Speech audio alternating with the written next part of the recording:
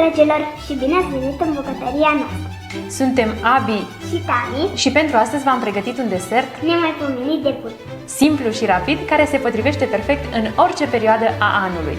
Mi-aduc aminte când eram copii că mama ne răsfăța destul de des cu mere la cuptor și acum simt mirosul de măr copt cu scorțișoară. Am luat acel desert și l-am dus la nivelul următor. Aveam de gând să nu mai trec prin bucătărie, dar pentru că v-am promis, o să o ajut pe mami și la rețeta aceasta. Haideți! Să-i dăm drum! Haideți! La treabă!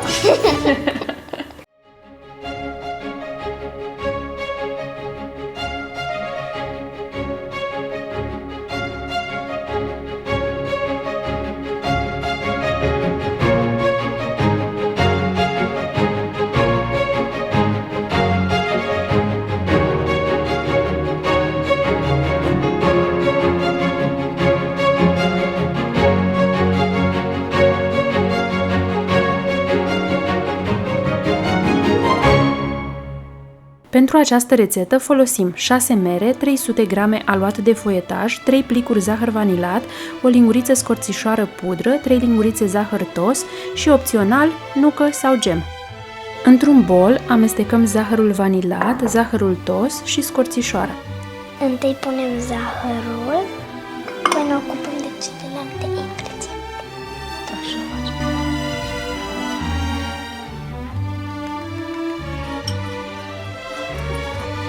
Curățăm merele de coajă și de cotor.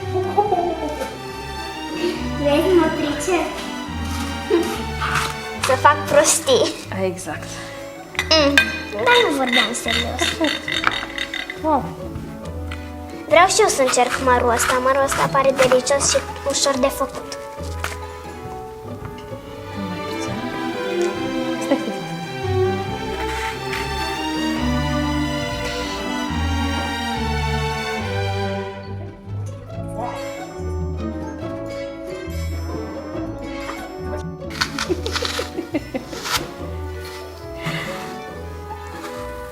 Perfect. Învață! Să învăț și eu de la tine.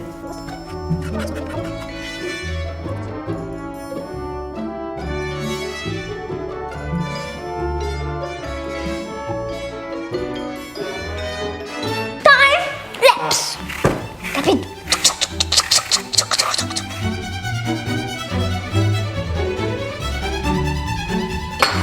În câte le împărțim?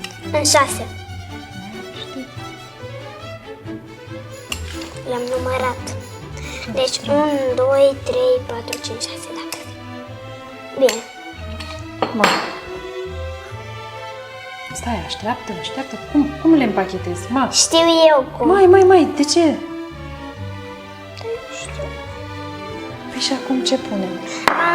Gata, acum știu.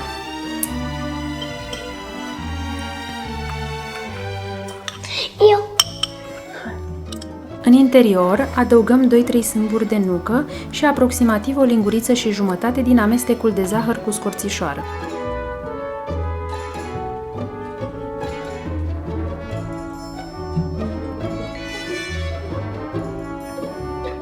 Uite-te la mama. Gata, știu. Și tragem un pic de ele, știi? Și Gata, acum le știu. sigilăm aici sus. Le-am tras cam mult. Nu le tragi și tu cam mult. Cu grijă să nu se rupă aluatul, da? Că este foarte subțire. Asta e făcut de mine. Sigilăm toate cele 4 capete și punem într-o tavă pentru cuptor, în care am pus hârtie de copt. Cât de grijulie sunt eu. Așa este. Hai că am băut cam mult. Ei, și nu prea mi-a ieșit. Ușor, reparăm acum. E foarte bine. Coacem la cuptorul preîncălzit la 200 de grade Celsius la programul cu ventilație pentru aproximativ 30 de minute.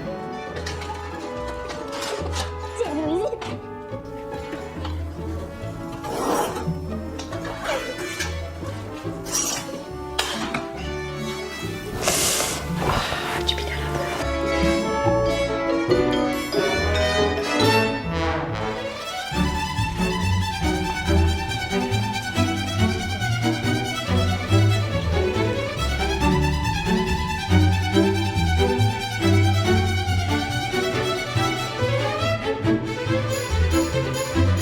Decorăm cu zahăr pudră și servim alături de înghețată.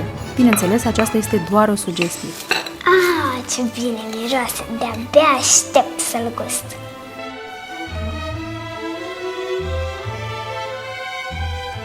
Ce bine. E timpul să gustăm.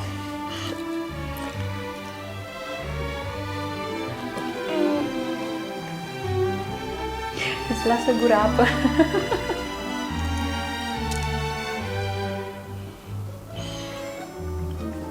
Ce bun!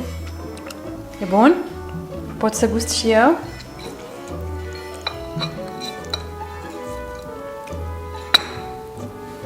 Hai să vedem cum a ieșit.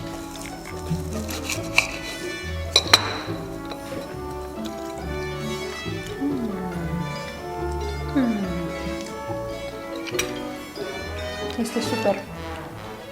Cred că nu doar mie mi s-a întâmplat să ajung undeva unde să simt un miros care să-mi aducă aminte de un anumit timp și loc din viața mea. Mirosul din bucătărie poate să aducă în viața voastră amintiri plăcute care nu se vor uita niciodată. Ne bucurăm pentru susținerea voastră și dacă această rețetă vă este pe plac, dați un like, distribuiți peste tot pe internet acest video și abonați-vă la canal. Până data viitoare, amintiți-vă, mâncarea are alt gust atunci când o gătești cum? Plăcere! La revedere! Păi dacă ai dat înainte, hai, dă-i înapoi. Gata, perfect. Bandito! Da, știu. Îl punem așa și zac. Uite așa. Nu, mai mic. Stai să mai... Ia vezi că pe ăsta nu-l mai nimeriși. Ia uite mami pe unde a ieșit. Era un viernișor. Și eu stau aici 10.000 de ani. Nu e bine dacă mă mișc repede. Atunci te ajut și eu. A, pot să stau jos. Cea mai tare parte. Să te miști lent. Acum mai vreau. Atunci când gătești cu plăcere mâncarea, la revedere!